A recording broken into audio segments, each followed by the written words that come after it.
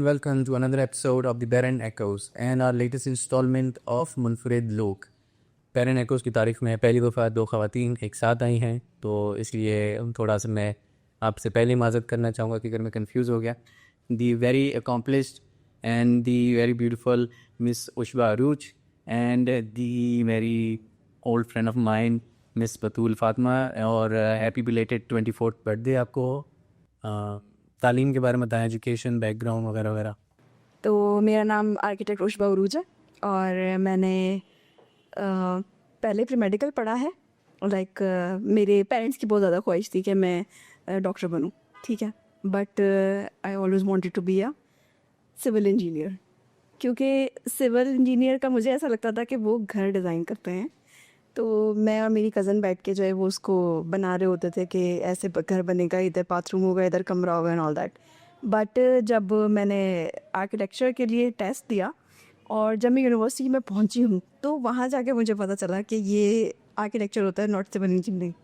और civil engineer जो है हमारी हेल्प ज़रूर कर सकते हैं बट वो आर्किटेक्ट नहीं होते हैं। अच्छा जी, तो that was my journey as a student and then graduation की है। और फिर बाकी चीज़ें अभी बताऊँ या वो बाद में बताएं? नहीं, बाद में बताएंगे। अच्छा मिस, आप बताएं। माशाल्लाह से आप, खैर हमारा तो बहुत पुराना ताल्लुक़ है, 2015 2016 15 शायद। तो बताए, नाम तो आपने मेरा बताया है, वे बतूल फातिमा, और प्रोफेशनली एक आर्किटेक्ट हूँ। अपना बिजनेस रन करती हूँ, आर्किटेक्चर फर्म है जिसमें we provide architecture, interior design and engineering services on one platform. और एजुकेशन आर्किटेक्चर जो है वो एक्सीडेंट था, बस एक दिन यूनिवर्सिटी गई, लिस्ट देख रही थी and I was going to do fashion designing, और उसमें वो मेरा मतलब बेस्ट प्लान था क्योंकि I was done with mathematics और थ्योरम्स और पढ़ाई और ये सब चीज़ों से I was done. I thought कि अब कुछ क्रिएटिव और आर्टिस्टिक फील्ड चूज़ करेंगे। तो ब्यूटन्स में उस टाइम पे फैशन डिज़ाइनिंग नहीं था, तो जब मैंने सेलेक्ट करी थी तो उसमें मुझे आर्किटेक्चर नज़र आया और मुझे लगा इट्स रिलेटेड टू आर्ट्स, तो मज़ा आएगा, बस घर बनाएंगे, स्केचिंग करेंगे। तो आई सिलेक्टेड दैट। ये भी नहीं पता था कि 5 साल की है, but I got admission in architecture और अपना काम बस आर्किटेक्चर में 5 साल जो है बहुत मज़ा आया। और वो पता चला कि इट्स नॉट ओनली आर्ट्स और डिज़ाइन वो नहीं करना था, सिर्फ कलरिंग एंड पेंटिंग नहीं था, it's about a whole different thing. तो इस आर्किटेक्चर की डिग्री मैंने अपनी एफएससी की गैरिजन से ली है, गैरिजन एकेडमी, और मैट्रिकुलेशन मैंने सेंट जोसेफ कॉन्वेंट से किया है और अभी मैं अपना बिजनेस रन करी हूँ। आपका तो मेरे ख्याल से शायद आप दोनों पहली फीमेल्स हैं जो कोटा में एक कंसल्टेंसी रन करी, प्रॉपर आर्किटेक्चर का बिजनेस रन कर रही हैं। आपका है मेरे कंसल्टेंट्स और आपका है स्टूडियो 3। यस। तो इसका मतलब स्टूडियो 3 एक यूनिक सा नाम है, मुझे क्या स्टोरी है इसके पीछे? स्टूडियो 3 जो है वो 3 फील्ड्स का कॉम्बिनेशन है, ठीक है। एक आर्किटेक्चर डिज़ाइन है, ग्राफिक डिज़ाइन है और फाइन आर्ट्स है, ठीक है। अब मेरा और मेरे भाई का जो ग्रेजुएशन है वो एक साथ हुआ था, हम लोगों ने सेम यूनिवर्सिटी से पढ़ा हुआ है, सेंटर एक्सेलेंस जामशोरो से, जो कि अभी सैब्स है। तो वो मेरा जूनियर है 1 साल, आर्किटेक्चर 5 साल का होता है, ग्राफिक डिज़ाइन जो है वो 4 साल का होता है। देन वी केम बैक और हम लोगों ने कहा कि मतलब फील्ड में काम किया कुछ टाइम तक और फिर हम लोगों ने डिसाइड किया कि हम लोग अपना भी काम करेंगे एज अ सोलो, पोर्टफोलियो वगैरह सब कुछ मेंटेन करने के साथ साथ। और फिर उसके बाद जो हमारी छोटी सिस्टर है उसका ग्रेजुएशन हुआ फाइन आर्ट्स के अंदर। Then we came up with the idea कि हम एक यूनिक सेट ऑफ सर्विसेज के साथ एक कंपनी ओपन करते हैं और उसको हम लोगों ने स्टूडियो 3 का नाम दे। ऐसा आपने सोचा कि भाई बाहर क्यों किसी को हायर करना, तो हम घर में ही सारा कुछ कर लेंगे? हाँ बिल्कुल, असल में जितने भी दुनिया के बड़े बड़े बिजनेस हैं ना वो फैमिली से ही स्टार्ट होते हैं, फैमिली ओन्ड होते हैं। तो जिसकी सबसे बड़ी एग्जांपल जो है ना रॉथस्चाइल्ड है, जो दुनिया के सबसे बड़े बैंक्स ओन करते हैं। तो वो भी ऐसा ही है कि फैमिली के अंदर कॉम्पैक्टेड रखते हैं ताकि सारा पैसा अपने पास रहे और आप रिच हो सके। तो हमारा भी वही इरादा है कि हम जो है वो स्टूडियो 3 के थ्रू रिच हो सके और सारा पैसा हमारे मतलब दुनिया पे काबिज हो जाए, इस तरह से चले। अल्लाह आपको कामयाब करे और जब आप काबिज हो जाएं तो हमें भी याद रखें। स्टार्ट से स्टार्ट करते हैं। मुझे ये बताएं, आर्किटेक्चर और सिविल इंजीनियरिंग और बाकी जो भी इस तरह की फील्ड्स वगैरह, इनमें क्या मतलब डिफरेंस है? Basically what is architecture? Architecture जो है बेसिकली जो वर्ड है ना उसका मतलब है टू सेट समथिंग, किसी चीज़ को प्रॉपर अलाइनमेंट में रखने को आर्किटेक्चर बोलता है। वो सॉफ्टवेयर आर्किटेक्चर भी हो सकता है, वो गेमिंग आर्किटेक्चर भी हो सकता है, like it can be anything. But हम लोग जो डील करते हैं वो बिल्डिंग आर्किटेक्चर के अंदर डील करते हैं। और आर्किटेक्चर भी जो प्रैक्टिस हो रहा है वो दो तरीके का हो रहा है, एक कोई इंजीनियरिंग टाइप का होता है, एक आर्टिस्टिक होता है। तो ज़्यादा वैल्यूएबल जो है ना आर्किटेक्चर वो आर्टिस्टिक है। तो हम लोग जो हैंडल करते हैं वो आर्टिस्टिक टाइप का आर्किटेक्चर हैंडल करते हैं। और जो सिविल इंजीनियरिंग से ये डिफरेंट है वो इस तरह से है कि आर्किटेक्ट जो है ना, अगर कोई प्रोजेक्ट चल रहा है, लेट्स से कंस्ट्रक्शन का कोई प्रोजेक्ट चल रहा है, तो उसके अंदर जो आर्किटेक्ट है वो डिज़ाइन करता है like from zero to end, ठीक है, ईच एंड एवरी एस्पेक्ट। और जो सिविल इंजीनियर है वो असिस्ट करता है उसको, और इन अ सेंस के स्ट्रक्चर डिज़ाइन करने का। बट स्टिल हम लोगों ने पढ़ा हुआ होता है स्ट्रक्चर के बारे में, और हमें पता होता है कि हम कोई चीज़ डिज़ाइन कर रहे हैं तो उसकी क्या लिमिटेशंस हैं, और हम किस हद तक उसको पुश कर सकते हैं कि वो सिविल इंजीनियर के लिए वबाल जान नहीं बने। और वो जो है हमारे काम को एक तरह से अमली जामा पहनाने के लिए जो प्रैक्टिसेस करता है वो करता है। बट ये कि मेनली जो प्रोजेक्ट है वो स्टार्ट भी हम लोग करते हैं और एंड भी हम लोग ही कर रहे होते हैं। ठीक है, अभी आपने मतलब एक बड़े अच्छे तरीके से एक्सप्लेन किया, मुझे समझ आ गया थोड़ा बहुत सा। अच्छा, अभी आपने कहा था कि भाई हम बहन भाइयों ने मिलकर इस चीज़ को इस्टेब्लिश किया था, तो अभी आपने भी मतलब मेरे ख्याल से जो आपके सारे कोलीग्स वगैरह हैं, सारे फ्रेंड्स हैं, बिज़नेस स्टार्ट करते हुए एज अ फीमेल ख़ास तौर पे आप लोगों को किन चैलेंजेस का सामना करना पड़ा, जो एक आप समझती हैं जो एक काउंटर पार्ट यानी एक मेल को वो सामना नहीं करना पड़ा होगा, आपको एज अ फीमेल उन चीज़ों को कैसे टैकल किया आप लोगों ने उन सबको? बिजनेस स्टार्ट करना मतलब it was not in our plan कि हम सोचते थे अब अपनी प्रैक्टिस करेंगे, क्योंकि आर्किटेक्चर का अगर मैं आपको बताऊँ ना, ये बहुत इंडिपेंडेंट फील्ड है, क्रिएटिव फील्ड है ना। तो इस पे अगर आपको बहुत प्रेशर में रखा जाए या हुक्म दिया जाए ना, तो आपकी creativity, I think so, it's my personal opinion, कि थोड़ी सी रुक जाती है। तो हम हमेशा जब जॉब्स करते थे तो हम सोचते थे कि हमें ना फ्री डिज़ाइन करने का कब मौका मिलेगा, फ्री क्लाइंट डीलिंग करने का, या अपने तरफ से अपने डिज़ाइंस को लाने का। तो जॉब करते करते एक टाइम में आ गया था कि we were tired and we said कि यार अपना जो है बिजनेस स्टार्ट करना है। तो वही दोस्त जो शाम को चाय पे बैठते थे, जॉब से थक के आते थे, सारे एक साथ बैठते थे, तो हम सोचते थे, पर हमारा 5 साल प्रोग्राम था, बट सडन ही बीच में हम सब एक ऐसे मतलब बस क्लिक हुआ कि भाई अब बस हो गई है, इससे ज़्यादा और हम 5 साल तक इंतज़ार नहीं कर सकते। सो हमने साथ ही मतलब उसी टाइम पे ही वी डिसाइडेड, तो हमारे साथ इंजीनियर्स भी थे, मेल भी थे, हम फीमेल भी थे। तो मैं उस टाइम को अगर याद करूं और उस टाइम की डिफ़िकल्टीज़ को वो करूं, तो वो ये था कि हमारे लिए बहुत बड़ा डिसीजन था, इसलिए कि वो एक होता है ना, हर किसी ने, सोसाइटी ने एक लिमिट्स लगाई होती, एज लिमिट होती है, काम की लिमिट और सब चीज़ें ना, वो आ रही थी चारों तरफ से, सोसाइटी की तरफ से। कोई जेंडर स्पेसिफिक कोई लिमिट नहीं थी? जेंडर स्पेसिफिक लिमिट भी थी ना। जेंडर स्पेसिफिक लिमिट यही होती है कि मतलब लड़कियों की जल्दी शादी का कहा जाता है, और मेल्स का होता है कि they have time to do that. Although ये प्रेशर जो है थैंक गॉड फैमिली की तरफ से नहीं था, बट सोसाइटल प्रेशर होता है ये ना, कि मतलब आप काम करो, कितना अर्सा काम करोगे और क्या करोगे। तो उस चीज़ में ये था कि हमारी timeline is different as compare to a male की टाइमलाइन ना, वी ऑल नो दैट। तो उसमें वो थोड़ा सा आ रहा था कि यार अभी हम बिज़नेस स्टार्ट करेंगे तो what will be our future. और उसके अलावा मुझे लगता है कोई ऐसे जनरल चैलेंजेस, हाँ थोड़े से मतलब फाइनेंशियल चैलेंजेस भी होते हैं, क्योंकि उसी टाइम पे हम सब जॉब कर रहे थे।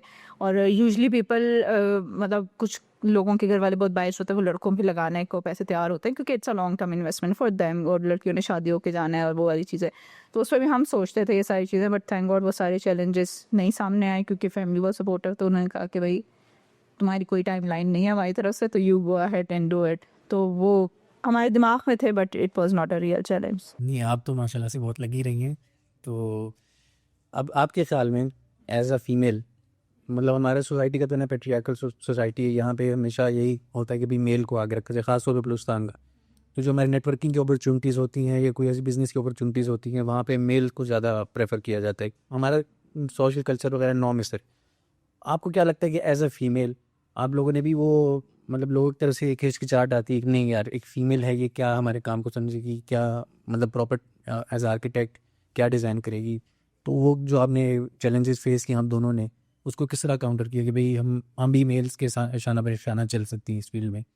शुरू में बहुत थे इस तरह के, मुझे याद है कि हमारे कुछ ऐसे क्लाइंट्स आते थे, वो मतलब इंजीनियरिंग फील्ड ऐसे मेल डोमिनेंट फील्ड कहलाई जाती है। मतलब लोग समझते हैं कि इंजीनियर्स जो है यूजली फील्ड में होते हैं या काम कर रहे होते हैं, तो वो और जैसे इंजीनियर का वर्ड आता है तो वो एक मेल का ख्याल आता है। मेल का ख्याल आता है लोगों को। और अभी भी सोसाइटी में अभी मतलब थोड़ा माइंडसेट चेंज हो रहा है, पर पहले भी शुरू में 5 साल पहले की बात है, लोगों के दिमाग में ये इतना फिक्स हुआ था कि जब हमारे कुछ क्लाइंट्स आते थे इनिशियली, जो उनको पता चलता था कि आर्किटेक्ट फीमेल है, they don't know the difference between architect and engineer. पहली तो बात मसला यही था सारा। तो वो अगर जिसको पता भी चल जाता था तो वो कहता था इंजीनियर फीमेल बनाएंगे हमारे घर। तो वो वाले आए हैं ना थोड़े से जो है कमेंट्स आते थे। तो मेरे जो पार्टनर्स हैं यूजुअली वो मेल को ही बताते थे कि अच्छा आपकी आर्किटेक्ट फीमेल है, वो बना लेंगे घर और इस तरह की चीज़ें। पर थैंक गॉड हमारे जो मेल आर्किटेक्ट थे उनको, मेल इंजीनियर्स जो थे जो हमारे पार्टनर्स थे, उनको पता था कि हमारी फीमेल कितनी कैपेबल है डिज़ाइन करने के लिए। तो उन्होंने काउंटर वो कर लिया, उनको काउंटर वो किया कि आपको अपने घर से और आपके डिज़ाइन से मकसद है ना, आप पीछे जो है फीमेल भी किसी से कम नहीं है, दे कैन डू इट। तो वो मुझे उनके पार्ट पे अच्छा लगा। दे ऑलवेज वो बैक पे ही बोलते थे, उनको सामने तो बोल नहीं सकते क्योंकि of course they can see कि हम भी जवाब दे सकते हैं, पढ़े लिखे लोग हैं तो उनको बता देंगे। तो इसलिए वो जो है वो लोग खुद ही टैकल करते थे। ये आपने एक बड़ी अच्छी बात की कि जो आपके कोलीग्स हैं, मेल कोलीग्स हैं, उन लोगों ने आपको बड़ा सपोर्ट किया है। तो एज अ बिज़नेस जब स्टार्ट करते हैं, आपको क्या लगता है कि ये आइडिया जो है बिज़नेस का वो ज़्यादा इंपॉर्टेंट होता है या टीम जो उस आइडिया को लेके चलती है वो ज़्यादा इंपॉर्टेंट होती है? मुझे लगता है आइडिया तो आते रहते हैं दिमाग में, मतलब डिफरेंट आइडियाज़ आते हैं और हर किसी को आ रहे होते हैं। Team is very important, very very important. The first part, आपका बिजनेस आइडिया जितना भी अच्छा हो, अगर आपकी टीम कैपेबल ना हो या आपकी टीम की अंडरस्टैंडिंग ना हो तो वो बहुत जल्दी जो है मसले बढ़ जाते हैं। और ऐसा नहीं होता कि ये जो है बहुत स्मूथ जर्नी होती है। आपकी चाहे बेस्ट कंपैटिबल टीम भी हो पर उनमें भी मसले मसाइल आते रहते हैं। पर I think so team is the important part. अच्छा, अक्सर हमारे यहाँ इस तरह होता है कि एटीएम की जब लाइन लगी होती है तो ख़वातीन को पहले जाने दे दिया जाता है। तो एज अ बिज़नेस वूमन माशाल्लाह से आप दोनों हैं, तो आप दोनों को एज अ मतलब फ़ीमेल क्या लगता है कि भाई इस इन्वायरमेंट में आपको कोई रिवॉर्ड्स भी होंगे एज अ फ़ीमेल होने के नाते कि भाई हमें मेल की ज़्यादा इस चीज़ में ज़्यादा प्रेफरेंस दी जाती है कि हम फीमेल हैं? Yes, I know, I think so. What is think? ऐसा है कि कॉम्पिटेंस होती है ना, तो जो है वो सब एक्सेप्ट करते हैं, वो रिगार्डलेस है किसी जेंडर के, ठीक है। और दूसरा ये कि लोग स्टार्टिंग में बहुत ज़्यादा जज करते थे कि भाई ये फीमेल है और ये कैसे काम कर पाएगी, but once they have seen your work तो उनको पता होता है कि यार इन पे ट्रस्ट किया जा सकता है या ये रिलायबल है, तो इट्स ऑल ओके। और मतलब मेरे मुताबिक तो ये था, शुरू में जब इस तरह की चीज़ें आती थी तो हम मेरे मुताबिक हम 2 आर्किटेक्ट्स थे और दोनों फीमेल्स थे। तो हमारी ये स्ट्रेटेजी थी कि हम जो है उनको यूजुअली उनकी एग्जांपल्स देख के पकड़ते थे कि मतलब आप किचन बनवा रहे हो, आप मुझे कह रहे हो कि शेल्फ इतना होना चाहिए, आपने तो किचन में आना नहीं है, आपकी वाइफ ने आना है, तो आपकी वाइफ डील करेंगी। तो वो कहते थे अच्छा यार ये तो पता है। मतलब हम, मुझे लगता है हमने इमोशनल अप्रोच की थी and that was very beneficial. Interior में मतलब मुझे लगता है कि लोग यूजुअली प्रेफर फीमेल्स, तो वहाँ पे भी हमें मार्जिन मिला बहुत ज़्यादा इंटीरियर की बात करने के लिए। और मैं कहती हूँ कि आर्किटेक्ट्स को भी और बाकी लोगों को, अगर आपको पास अपनी फील्ड की नॉलेज हो ना, आप किसी को भी कन्विंस कर सकते हो। तो अगर मेल बैठा कोई भी हो तो अगर आपको ऐसी टर्म्स इस्तेमाल करोगे जो कि फील्ड्स में इस्तेमाल होती है या ऐसी टर्मिनोलॉजीज़ करोगे तो they will eventually be convinced. पर ये कि इसको हमने ये स्ट्रेटजी की थी, हम उनको बताते थे कि ये वाला कमरा आपकी बेटी का है, तो you are be not living in that room, तो आपकी बेटी का है, तो आप उनको बुलाओ, उनसे ये सजेशन लेके हमें बताओ। और फिर दे वर वेरी कंफर्टेबल। अगर वो अपनी औरतों को usually that is very biased but still they do that कि वो फीमेल के साथ ज़्यादा कंफर्टेबल होते हैं उनके घर वाले। तो वो घर में जैसे औरतें होती हैं, ख़वातीन होती हैं, वो टाइम ज़्यादा स्पेंड कर रही होती हैं, तो वो उनसे हमें कनेक्ट कर देते थे और हम खुद ये रिक्वेस्ट करते थे। तो उस चीज़ में वो आहिस्ता आहिस्ता जो है मार्ट बैठने लग गया कि जब घर एक दफ़ा बन रहा है, ज़िंदगी में एक ही दफ़ा घर बनेगा, ठीक है, तो उसमें हर जो बंदा रहने वाला है सबकी उसमें मुशावरत लाजमी है, चाहे मेल हो फीमेल हो, सबका एक वो ओपिनियन होना लाजमी है। तो ये बड़ी अच्छी आपने इमोशनल गेम खेली है। एक चीज़ मैं ऐड करना चाहूँगी कि जो आर्किटेक्चर है ना that is a skill, but जो बिजनेस है ना वो एक अलग स्किल है। लाइक आप एक अच्छे आर्किटेक्ट हो सकते हो पर हर अच्छा आर्किटेक्ट बिजनेस रन नहीं कर सकता, क्योंकि बिजनेस के लिए आपको अलग तरह की स्किल चाहिए। जो बतूल बता रही थी, ये पॉइंट जो है ना, ये इसकी बिजनेस स्ट्रेटजी है जो उसने आर्किटेक्चर से इनहेरिट करके लोगों को बताइए, क्योंकि लोगों को कन्विंस करना या उनको कोई चीज़ बेचना वो एक अलग ही काम है जो हमें आर्किटेक्चर में नहीं पढ़ाया जाता। एग्जैक्टली ठीक है, ये हमें अलग से सीखना पड़ता है कि अच्छा अब हमने ये पढ़ लिया, अब इसको कैसे बेचना है, इससे पैसे कैसे कमाना। तो बिजनेस उसके लिए तो MBA वगैरह करना चाहिए? नहीं नहीं, MBA नहीं, असल में ये है कि देखिए हर एक बंदे का बैकग्राउंड अलग होता है। अब जैसे हमारी फैमिली मोस्टली सरकारी नौकर है सारे के सारे, ठीक है। तो अब जो नौकर है वो मालिक कैसे बनेगा? वो मालिक एजुकेशन से बनता है ना। तो जो आर्किटेक्चर है वो सिर्फ एजुकेशन है जो आपको स्किल बेस्ड है, ठीक है। अब आपने जब बिज़नेस करना है तो बिज़नेस करने के लिए आपको बिज़नेस से रिलेटेड बुक्स पढ़नी पड़ेंगी, या तो वो आपका वाला फार्मूला है कि जाके MBA कर लो, ठीक है। स्टिल जो है MBA करने वाले भी जो है मोस्ट ऑफ द टाइम अपनी फील्ड के अंदर कुछ भी नहीं कर पा रहे होते, क्योंकि वो प्रैक्टिकल है। आप नहीं कन्विंस कर सकते किसी को। अगर आपने ये चश्मा भी बेचना है, आप नहीं कन्विंस कर सकते अगर आपको नहीं आता, कि अगले बंदे का पेन पॉइंट नहीं पता, तो आप नहीं कर पाते अगले बंदे को कन्विंस कि यार ये ख़रीद लो मुझसे। तो ये चीज़ है कि अगर आर्किटेक्चर का स्किल आपके पास 60% है या 40% है, तो जो अगला हाफ है ना वो आपने फिल करना है अपनी बिजनेस स्ट्रेटजीज़ के साथ, और जो है अपने मतलब कन्विंसिंग पावर है, मतलब बहुत सारी चीज़ें आती हैं। कॉन्टैक्ट्स होते हैं, कनेक्शंस बनाने पड़ते हैं। प्लस कनेक्शन बनाने के साथ साथ आपको रिपीट क्लाइंट लाने के लिए उनके साथ जो है वो टिके रहना पड़ता है। उनको कहीं भी आप बात कर रहे हो, कोई नई ऑफ़र है वो आपने उनको साइन करनी है, किसी जगह आपने उनको इनवाइट करना है, तो that is a whole plan जो आप ऐसे नहीं सीख सकते। आप उधर रहोगे, आप प्रैक्टिस करोगे, तभी आप उसको परफेक्ट करोगे। बिजनेस वही बात है ना, आपकी पूरी गेम ही अलग है। एग्जैक्ट साइकोलॉजिकल गेम है कि भाई आपने क्लाइंट्स को किस तरह मोटिवेट करना है, गैदर करना है, या उनको फिर वही बतूर वाली बात है कि भाई कि ये कर तो एक ही दफ़ा बनेगा, लेकिन उसमें ये है कि हर एक की मुशावरत लाजमी है इसमें। तो फीमेल्स हमारी जो हैं, अभी आपको पता है कि बलूचिस्तान इस चीज़ में बहुत पीछे है कि वो फीमेल्स को इंक्लूड करता है। इसी तरह पाकिस्तान के काफ़ी एरियाज़ हैं वहाँ पे भी यही हाल है, ख़ास तौर पे इंटीरियर्स के जो हमारे हैं, पंजाब का हो जाए, सिंध का हो जाए, इस तरह। और स्पेशली इंजीनियरिंग फील्ड में तो हमारी फ़ीमेल्स को बिल्कुल ही इतना अप्रिशिएट नहीं किया जाता। आपको क्या लगता है कि आर्किटेक्ट में जो फ़ीमेल्स हमारी हैं ओवरऑल पाकिस्तान, उनको क्या क्या मुश्किलात का सामना करना पड़ रहा है, और उनके लिए क्या मतलब रेमेडीज़ हो सकती हैं कि उसको आगे, जिस तरह आप दोनों ने एक चीज़ स्टीरियोटाइप को मतलब टैकल किया है, वो किसको इस तरह टैकल कर सकती है इस चीज़ को? आई थिंक सो। मतलब जब मुझे एक मुश्किल की आपने बात की तो मुझे याद आया इस चीज़ में। मुश्किल की बात ये थी कि हमारे पास एग्जांपल बहुत कम थी। मतलब फ़ीमेल आर्किटेक्ट तो उजबा वाज द वन, और फिर मैं हूँ। मतलब हम लोगों की दो बिज़नेस है अभी भी, for if I am not wrong, अभी भी यही दो बिज़नेस हैं कोयटा में या Balochistan, you can say it, जो कि फ़ीमेल लेड बिजनेसेस हैं, जो कि अभी दो आपके सामने बैठी हुई हैं। तो मतलब आप देखें, हमारे पास एग्जाम्पल ही नहीं थी जिससे हम मोटिवेट हों। पर मज़े की बात ये कि मुझे कभी कभार बहुत खुशी होती है कि अगर हम लोग ने स्टार्ट किया और सारी डिफ़िकल्टीज़ हमने फेस की हैं, जो कि मैं डिफ़िकल्टीज़ पर बताती हूँ, पर ये कि एक एग्जांपल सेट हो रही है। हमारी ये डिफ़िकल्टी थी और मुझे लगता है बाकी लड़कों के लिए भी है, उनके सामने ना एग्जांपल ही नहीं है बिजनेस वूमेंस की। और आर्किटेक्चर और इंजीनियरिंग में तो वैसी नहीं है कोई। यूजली दे ऑप्ट के वो जॉब्स कर लें या मतलब कुछ और फ्रीलांसिंग कर लें या कुछ कर लें। बिज़नेस स्टार्ट करने के लिए उनके पास एग्जांपल कम है, हमारे पास भी कम थी, बट इंशाल्लाह हमने स्टार्ट किया तो मुझे लगता है हम मकसद के लिए भी एग्जांपल बनेंगे।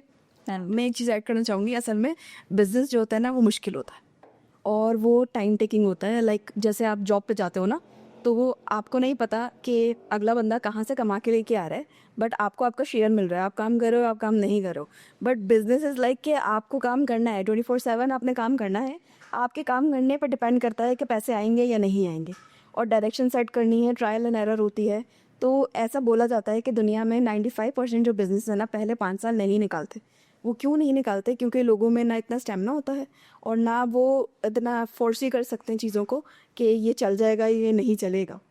तो बिज़नेस बिल्कुल अलग है। और दूसरा ये कि एज एन आर्किटेक्ट अगर ग्रो करना है, या मतलब किसी भी फील्ड में अगर फीमेल को ग्रो करना है, तो मेरा तो यही मानना है कि अपने आसपास का इन्वायरमेंट भी ग्रो करना चाहिए। लाइक आपके आसपास जितने लोग हैं उनके भी माइंड पे काम करना चाहिए आपको, कि आप उनको बता सको कि भाई अगर इन लोग कोई चीज़ कर रहे हैं तो हम लोग सही कर रहे हैं, या फिर जो है वो मतलब हम जो विजन कर रहे हैं, देख रहे हैं, वो चीज़ आप लोग भी देख सकते हो अगर आप हमारे साथ इसके अंदर ज्वाइन करते हो। तो स्पेशली फैमिलीज़ के अंदर फिर ट्रस्ट बिल्ड करना, अच्छी फैमिली होना, बहुत सपोर्टिव फैमिली होना बहुत ज़्यादा इंपॉर्टेंट है।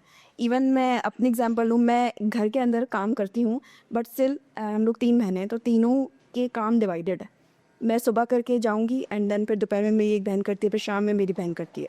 तो अगर ये इतना सा भी आगे पीछे हो जाएगा तो कोई मुझे बोलेगा भाई रुको आप घर में, बट वो लोग नहीं करते। वो कहते हैं कि नहीं यार आप अपना काम करो, अपने से का काम कर लिया, उसके बाद वो मेरे लिए कुछ नहीं रखते कि यार ये आएगी, ये थकी हुई होगी, तो फिर उससे काम नहीं लेना है, ये अपना रेस्ट करेगी क्योंकि ये काम करके आई और अपने से का करके गई है।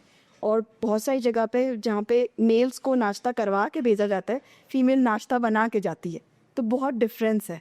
इसके अंदर फैमिली आपकी बहुत अगर सपोर्टिव नहीं है तो आप गए, कर लेते हैं लोग, ऐसा नहीं है कि वो नहीं करते हैं, पर ये कि वो होता है एक बर्डन, कोई अगर ना शेयर करे आपका तो प्रॉब्लम क्रिएट हो जाती है, लाइक आप जल्दी बूढ़े हो जाओगे या कोई और प्रॉब्लम हो जाती है आपके साथ, क्योंकि इतना ज़्यादा बर्डन ले लेते हो आप लोग पर सब चीज़ें मैनेज करने का। आजकल माशाल्लाह से पाकिस्तान में एक चीज़ तरक्की, मतलब बाकी मामलों में तरक्की करे नहीं करे, लेकिन एक चीज़ में हम लोग तरक्की बहुत करते हैं, वो है वर्क प्लेस हरासमेंट। आपको क्या लगता है कि एज एक गवर्नमेंट लेवल पे और एक प्राइवेट लेवल पे क्या हम लोग मेजर्स ले सकते हैं कि इसको टैकल करेंगे, वीमेन मतलब ज़्यादा सिक्योर फील करेंगे इस चीज़ में? अच्छा, मैं बताऊँ? दोनों में से कोई होता है। सर ऐसा है कि वर्क प्लेस हरासमेंट जो है ना वो आपके मर्दों के दिमाग पे काम करने का नाम है, क्योंकि हरास जो है वो मोस्टली लाइक, मैं ये नहीं कहती कि औरतें नहीं करती, औरतें भी करती हैं, ठीक है, लाइक अगर 90% मेल करें तो 10% फीमेल्स भी करती हैं और लेवरेज करती हैं वो इस चीज़ को अपने हक में, ठीक है। बट ये है कि मर्दों के दिमाग के ऊपर काम करें, और औरतों का जो है ना वो मतलब उनके भी दिमाग के ऊपर काम करना है कि भाई अगर ये सब हो रहा है तो आपने उसको कैसे प्रिवेंट करना है। मोस्टली सोसाइटी में यही बोला जाता है औरतों को कि जी आपके साथ कुछ गलत नहीं होना चाहिए, और अगर कुछ गलत हुआ है तो आपकी ही गलती है, ठीक है।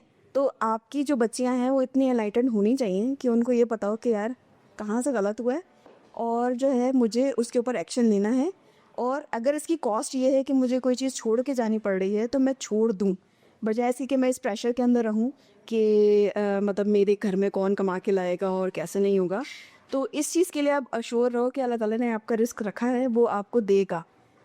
तरीके हैं, डिफ़िकल्टी हो सकती है बट वो देगा, लेकिन आप मतलब कितने नॉलेज अपने पास रख सकते हो इस चीज़ों को टैकल करने के लिए, वो आपके ऊपर डिपेंड करता है। लाइक मर्दों को भी पढ़ाओ और औरतों को भी पढ़ाओ कि इसको टैकल कैसे करना है। ये पहले तो मैं सॉरी करना चाहूँगी इसलिए कि इस बात को गलत नहीं समझा जाए कि भाई अगर आपसे हरासमेंट फ़ाइट नहीं हो रही तो आप छोड़ के बैठ जाओ। इसका मतलब ये नहीं है कि आप बिल्कुल ही छोड़ के बैठ जाओ, लाइक आप फ़ाइट करने की पूरी कोशिश करो, बट कहीं कहीं हमारे पास ये चीज़ होती है कि जो हमारे लाइक जो कर रहा होता है ना हरासमेंट, वो बंदा पावर पोजीशंस के ऊपर होता है, ठीक है। तो उसको अक्सर दफ़ा इंसान फ़ाइट नहीं कर सकता, ना ही आप कर सकते हो, ना ही आपकी फैमिली कर सकती है। तो उस सिचुएशन में मैं ये ऐड करना चाहूँगी कि आप छोड़ सकते हो, बट जब आप छोड़ रहे हो तो आप इस चीज़ के लिए टेंशन नहीं लो कि भाई मुझे कहीं और पे से रिस्क नहीं मिलेगा, क्योंकि वो मिल जाता है, ठीक है। मैंने फ़ेस किए हैं, आई थिंक 2020 में मेंटल हेल्थ इश्यूज़ फ़ेस किए हैं, क्योंकि मैं जो है वो एक जगह पे काम कर रही थी, तो उधर जो है मतलब मेरा माइंड बहुत ज़्यादा ख़राब हो गया था, लाइक वर्कलोड की वजह से, नॉट बिकॉज हरासमेंट।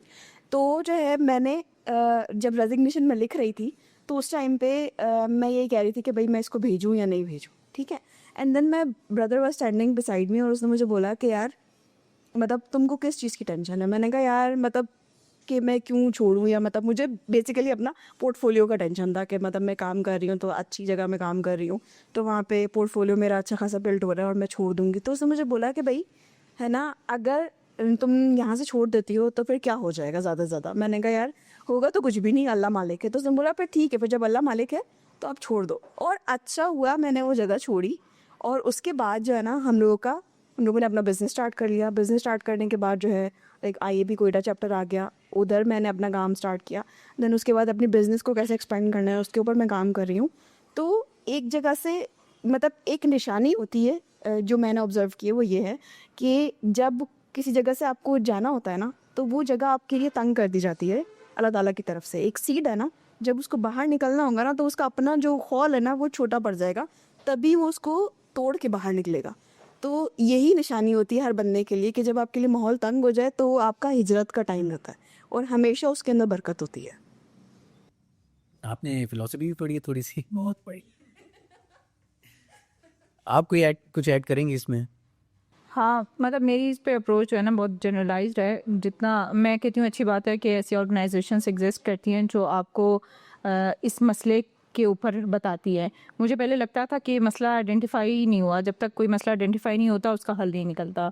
तो मैंने कुछ ऑर्गेनाइजेशंस के साथ ऐसे काम किया जो इस पे बहुत काम करते थे, उनके काफ़ी रूल्स एंड रेगुलेशंस थे। फिर एंटी हरासमेंट सेल्स भी बने हैं, वुमेन मुंतसिब के ऑफिस में इस तरह की चीज़ें बहुत अवेलेबल हैं, you can go and complain them and they नॉनवेसली टेक एक्शंस फॉर यू। तो जब ये प्लेटफॉर्म आगे आने लगे ना तो थोड़ा ज़्यादा कॉन्फिडेंस भी ज़्यादा आने लग गया। मतलब मुझे लगता है कि अब लोग जो है इसको कम बर्दाश्त करते हैं, क्योंकि पहले इसके बारे में एक्शंस नहीं लिया जाता था, बहुत लोगों को दबाया जाता था, तो वो बर्दाश्त कर लेते थे, जो कि आई पर्सनली अगर मैं अपनी बात करूं तो I would never tolerate this. तो ज़ीरो टॉलरेंस पॉलिसी हर ऑर्गेनाइजेशन में होनी चाहिए। और मतलब अपना अभी जो हम बिज़नेस रन करते हैं तो उसमें हम मेक श्योर कि वी टॉक अबाउट इट, हम इसके बारे में बात करते हैं। कोई ऐसा इश्यू हो जाए उसको छुपाते नहीं है, या मतलब उसको कवर नहीं करते कि मैं हैंडल कर लूँगा, या मर्द को कहते हैं तुम हैंडल कर लो अपने अंदाजे में। No, we are very vocal about it, we sit down, we discuss it. और ऑर्गेनाइजेशंस में भी मैंने देखा है बहुत अच्छे सेल्स बन चुके हैं, बैंक्स में भी एंड एवरीवेयर। और मुझे ख़त्म नहीं हुई अभी ये, पर आइडेंटिफाई हो गई और इस पर एक्शंस आ रहे हैं। मुझे बहुत अच्छा लगता है कि गवर्नमेंट के कुछ लोग हैं ऐसी organisation, they also take your side और आपको वो करते हैं, विक्टिम ब्लेमिंग नहीं होती। तो मुझे लगता है कि और सेल्स बनने चाहिए और ऑर्गेनाइजेशंस पे इस पे बात करनी चाहिए। और ऐसे सेशंस जहाँ पे हो रहे हो या ऐसी कोई ट्रेनिंग हो रही हो, आप अपने बच्चों को उधर भेजें, आप अपने एम्प्लॉयज़ को उधर भेजें। फॉर इंस्टेंस यू थिंक कि कोई ऐसे एरिया से आया है जिसको इस बारे में नॉलेज नहीं है एंड अनइंटेंशनली ही और शी इज़ डूइंग दिस, तो आप उसको एजुकेट करो और फिर देन एक्शन लो। अगर फिर नहीं सुधरते लोग तो इनिशियली जो होता है कुछ ऐसी चीज़ें हैं जो मुझे लगता है हरासमेंट के लोगों को लगती भी है कि ज़्यादा हो रही हैं, जबकि वो नहीं होती बहुत जेंडर की तरफ से। और कुछ ऐसी चीज़ें होती हैं जो कि असल में हरासमेंट होती है और लोगों को ये महसूस ही नहीं हो रहा था कि दे आर बीइंग हरास्ड। तो उस चीज़ में जब आपको ये दोनों चीज़ सिचुएशन में पता ही नहीं है तो फिर वो मसला है ना। तो एजुकेशन इज़ इम्पॉर्टेंट। अपनी ऑर्गेनाइजेशंस में भी सेशन करने चाहिए, जो कि मैंने खुद अटेंड किया and I am very thankful ऐसी ऑर्गेनाइजेशन एग्जिस्ट करती। आपको क्या लगता है कि इसको इस जो ये हमारा जो लॉ है एंटी हरेसमेंट का है, मेल फीमेल क्या इसको एक्सप्लॉइट करते हैं? कहते हैं ना हर जगह पे अच्छे बुरे लोग भी होते हैं, हर ऑर्गेनाइजेशन में, और हर किसी की ज़हनियत अच्छी बुरी भी हो सकती है। देयर आर पीपल जो हर, तो मुझे लगता है कहीं कहीं कभी कभी एक्सप्लॉइट भी हो सकता है। I don't disagree with them, but अभी तक तो मैंने ऐसे कोई वो केस जो है वो सुने नहीं है जितना मेरी नॉलेज में है कि एक्सप्लॉइट हो, पर I think so it's there is a margin. अच्छा, कमिंग बैक, मतलब रिवर्ट करेंगे क्वेश्चन को। आपने कहा कि भाई मेरा इंटेंशन फैशन की तरफ था और आपका इंटेंशन दूसरी तरफ था, तो आर्किटेक्चर कैसे, मतलब क्यों वापस आ गई आर्किटेक्चर ही की तरफ? इस पे थोड़ी रोशनी डालें, नज़रसानी करें कि घर वालों की तरफ से प्रेशर था या कुछ इस तरह।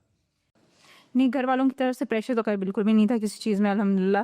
वो आर्किटेक्चर का मुझे लगता है कि आई वाज एन आर्टिस्ट बचपन से ही, क्योंकि मतलब हमेशा आर्टिस्ट हमारे में होता है ना कि बस थोड़ी ड्राइंग श्राइंग कर ली, सब कुछ नहीं। I use to do all the drawings in chart and competition for my बहन भाई एज वेल और अपना भी। तो मुझे था कि वो मेरे अंदर है, and I use to make मिट्टी के बर्तन या मिट्टी के घर और वो वाली सारी चीज़ें ना, मतलब शुरू से ही आई। सबको पता था कि आज की कोई चीज़ करानी है ना तो आप बतूल के पास चले जाओ। तो वो जब मैंने आर्किटेक्चर देखा तो मुझे बहुत क्लिक किया, मैंने कहा ये कुछ है। मैं घर गई, मैंने सर्च किया तो मुझे वो बहुत अमेजिंग लगा। पर हर कोई होता है ना, मैं I think so everybody is meant to be where they are meant to be. तो मेरे पास बहुत सारी चीज़ें बचपन से इस तरह की सेफ थी जो कि मेरी आर्किटेक्चर जर्नी में काम आ रही थी, चाहे मॉडल मेकिंग की हो, चाहे आर्टिस्टिक हो, चाहे कलर्स हो, पेंट्स हो, कलर हो, एवरीथिंग। तो मुझे लगता है कि वो मेरे अंदर पहले से था and I was meant to be an architect. तो मैं जब आर्किटेक्चर की जर्नी शुरू हुई तो मुझे लगा कि नहीं यार, I am good at it. तो जब इंसान को किस चीज़ में अच्छा लगता है ना कि वो अच्छा है, तो उस पर और मेहनत करना शुरू कर देता है। तो फील्ड में उसके साथ साथ मैंने मतलब जब वो थी हमारी ग्रेजुएशन करीब थी तो मैंने फील्ड में काम करना शुरू किया। फिर मुझे एज अ करियर भी अच्छा लगा कि मतलब मैंने आगे जाके इसको एज अ फुल टाइम अपनी जॉब हो या फुल टाइम बिजनेस हो, मैंने इसी में ही काम करना है। फिर there are amazing people who are doing amazing architecture, और आर्किटेक्चर दूसरे शहरों का, दूसरे मुल्कों का, अपने शहर का, एवरीथिंग इंस्पायर्स मी। तो फिर मुझे तो प्यार हो गया था आर्किटेक्चर से। ना बताएं बस, आपकी जर्नी कैसी थी? सर मेरी आर्किटेक्चर की जर्नी जो है वो असल में मैंने अपने शहर से बाहर से की है। तो जो है मुझे मतलब पसंद था architecture, like as I told you earlier कि जो है सिविल इंजीनियरिंग को मैं आर्किटेक्चर समझती थी। मैं सॉरी आर्किटेक्चर को सिविल इंजीनियरिंग समझती थी, बट ये कि वो आर्किटेक्चर था एंड आई वाज होपफुल कि मैं बहुत अच्छा करूँगी। बट ये कि शहर से मैं दूर थी अपने, तो जो है मुझे कभी कभी बहुत ज़्यादा बर्डन फील होता था कि मतलब मैं क्या कर रही हूँ और मैं क्यों कर रही हूँ। एंड इवन आई ट्राइड कि मैं छोड़ के भी आ सकती हूँ। तो एज आई टोल्ड यू कि मेरा भाई भी मेरे साथ होता था वहीं पे, तो उसने मुझे एक चीज़ बोली थी and that hold me there. तो उसने मुझे बोला कि आई थिंक मैं 3rd ईयर में थी एंड मैंने उसको बोला यार मैं ना आर्किटेक्चर छोड़ के जा रही हूँ ना। तो ये साइड के यार तुमको मतलब पसंद नहीं है? मैंने बोला नहीं यार मुझे पसंद है ना। तो ही साइड के फिर क्यों जा रही हो? मैंने कहा यार कभी कभी बहुत ज़्यादा बर्डन फील होता है क्योंकि असाइनमेंट्स है और ये वो है, like it's a tough degree.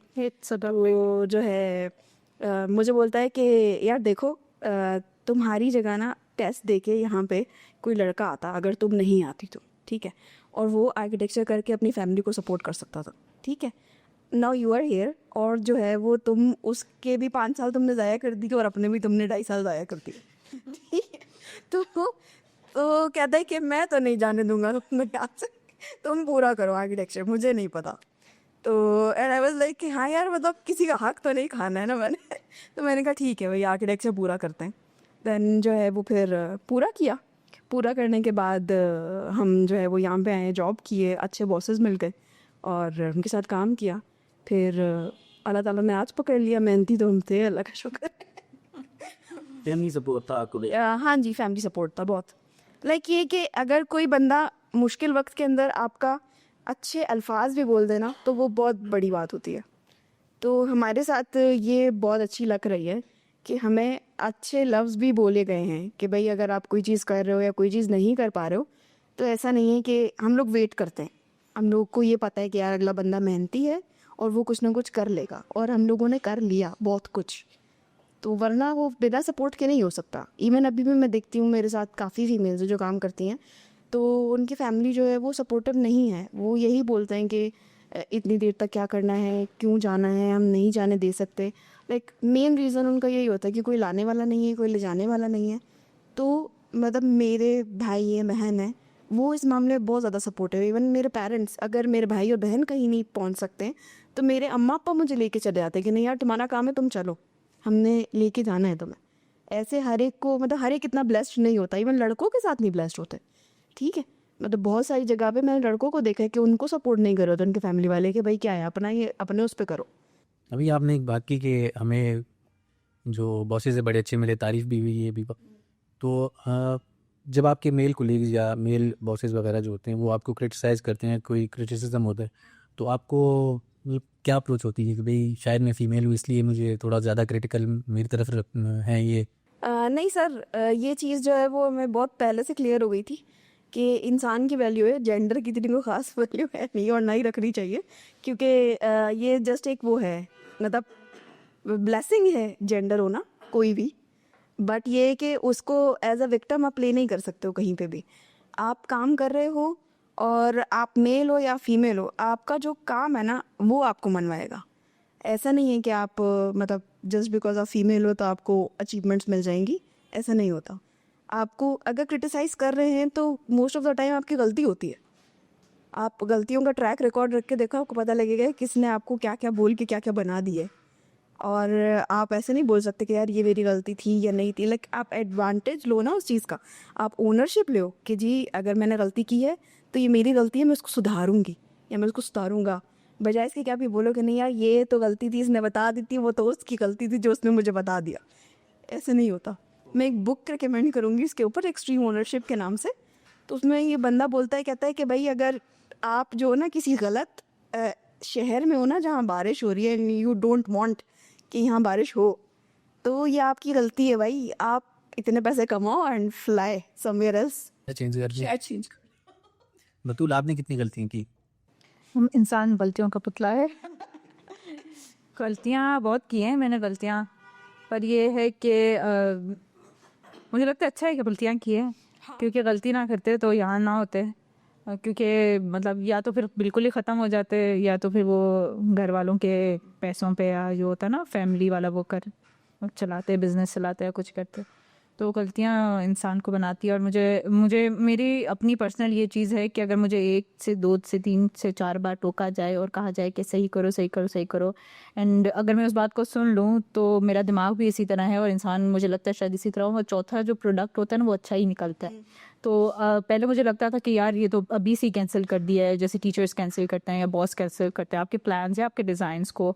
तो शुरू में बुरा लगता था, पर I made a peace with my self कि मैंने जब देखा कि उन्होंने मुझे 2-4 बार कैंसिल किया, आखिरी चीज़ बहुत अच्छी थी, तो I now if they cancel thing और दे से कि ये सही नहीं है, इवन हमारे कोलीग्स आपस बिजनेस में दे से कि यार इसके और काम हो सकता है या कुछ हो सकता है, आई अंडरस्टैंड दैट, और फिर उसमें मैं और काम करती हूँ तो मुझे लगता है वो एंड प्रोडक्ट ज़्यादा अच्छा निकलता है। तो मेरा क्रिटिसिज्म को बहुत पॉजिटिव वो है। मैं ये कहती हूँ कि क्रिटिसिज्म किया जाए, डिग्रेड ना किया जाए, देयर इज़ अ डिफरेंस। तो अगर जहाँ पे डिग्रेशन हो तो आई रियली माइंड दैट और फिर मैं उसके बारे में वोकल होती हूँ and I speak about it. पर अगर जहाँ पे गलती बताई जाए तो I am okay with the mistakes. तो मुझे लगता है इसलिए थोड़ी सी अप्रोच मतलब अच्छी रही है। एक चीज़ मैं शेयर करूँगी, मेरे एक टीचर थे, हम लोगों का स्कूल डिज़ाइन का प्रोजेक्ट था और उस टाइम पे ना मतलब आर्किटेक्चर पर 2.5 साल ना आप ड्राफ्टिंग करते हो हाथ से, ठीक है, लाइक स्केच नहीं होता, सॉरी, वो बोर्ड होता है, बोर्ड के ऊपर आप काम कर रहे होते हो। तो जो शीट्स होती है ना उनके अंदर मतलब ये है कि अगर आपका एक भी मिस्टेक हुआ तो you have to draft it all, ये ठीक है। तो अब हमारा प्रोजेक्ट था तो उसमें मेरा एक रूम जो है ना वो गलत निकल गया, जो क्लासरूम था, तो मेरी टीचर ने उसके ऊपर सर्कल बना दिया। बाकी मेरा प्लान बहुत अच्छा था, तो मैं ना एक टीचर है मेरे, उनके पास गई उनकी शिकायत करने, दूसरी मैडम की। मैंने कहा कि सर ये मैडम ने ऐसे बोल दिया और जो है ना वो अगर उनको बताना था तो वो पहले बोल देती, मेरी पूरी शीट ख़राब हो गई और मुझे फिर से ड्राफ्ट करना पड़ेगा। तो उन्होंने बोला तुम शुक्र करो कि तुम्हारी मैडम ने ना इसके ऊपर सर्कल बनाया है, कल को क्लाइंट का पैसा लगा होगा वो तुम्हें फांसी चढ़ा के। एंड आई वाज लाइक कि अच्छा, तो अभी कभी भी क्रिटिसिज्म आता है ना, आई वाज लाइक कि यार फांसी तो नहीं चढ़ रहे ना, सही है, गलती है, इसको सुधार। That's a good approach.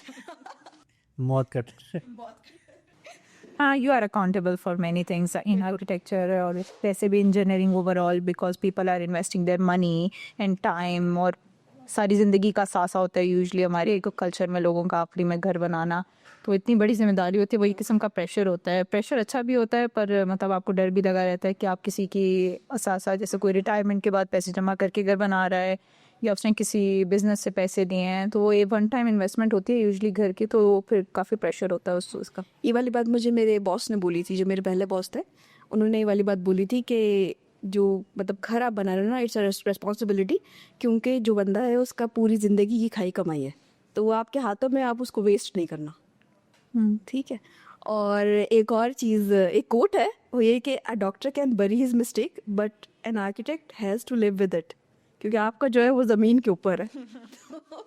बहुत सोच समझ के काम करना पड़ता है, कहीं गिर गया, कहीं कुछ हो गया तो फिर जवाबदेह होना पड़ेगा। और डैमेज बहुत ज़्यादा है ना, डॉक्टर एक बंदा मार रहा है, आप आपकी बिल्डिंग गिर गई, 100 बंदा पहली बारी जो आप लोगों की क्लाइंट की मीटिंग थी, पहली फर्स्ट, आप लोग मतलब क्या इंटरेक्शन बताएं, किस तरह आपने वो जो फेस टू फेस हुए तो क्या तासुरात थे आपके क्लाइंट के, क्या उसके एक्सप्रेशन थे, क्या उसने बोला, आपको कुछ चीज़ अच्छी लगी, कुछ चीज़ बुरी लगी, वो बताएं मुझे दोनों। बिज़नेस का हमने पहला क्लाइंट जो था वो मेरे पास मेरी वर्क प्लेस पे आया था।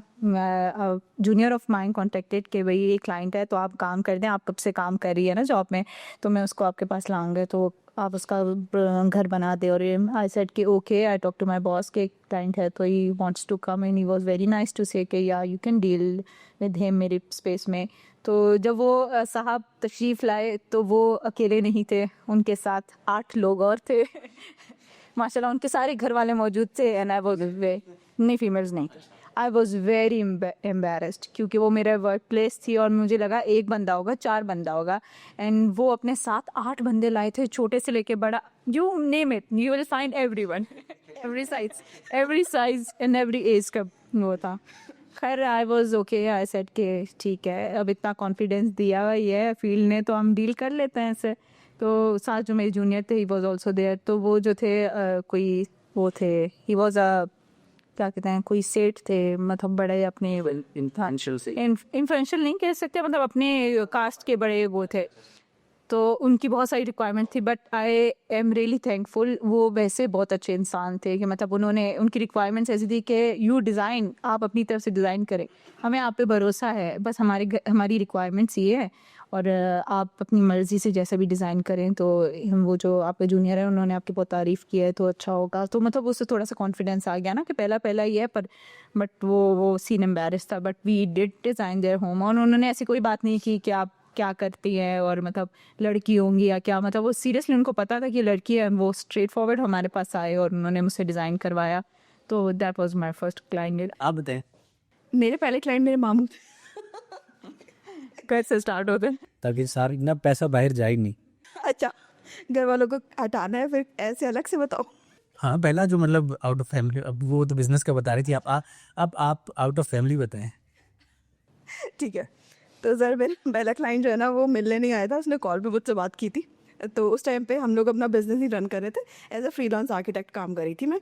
तो जो है उसने मुझे कॉल किया एंड देन मुझे बोलता है कि मुझे जो है ना वो घर डिज़ाइन करवाना है, और उसने मेरी रिक्वायरमेंट्स बता दी। तो मैंने उसको बोला कि अच्छा ठीक है। एंड उस टाइम पे ना मैंने नया नया सीखा था कि कोई पैकेजेस होते हैं उसमें काम करना होता है, लाइक इतने प्रपोजल्स होंगे और ये सब होगा ना। तो जब मैंने उसको बोला कि भाई मैंने इतने पैसे देने हैं और इतने में ना मैं आपको 3 प्रपोजल्स दूंगी, तो he said that's too much. तो मैंने बोला कि हाँ वो तो है बट ऐसे ही होगा ना। तो कहता बहन मुझे चाहिए ही नहीं पूरे पैकेज में 3 प्रपोजल्स। बस लाइक कि हाउ टू टैकल दैट। तो जो कहता है आप जो हो वो इसकी मतलब जो 1/3 है उसमें एक प्रपोजल बना देंगी। मैंने बोला हाँ मैं बना दूँगी। तो कहता है पैसे भेज रहा हूँ। ठीक है। That was like my first client.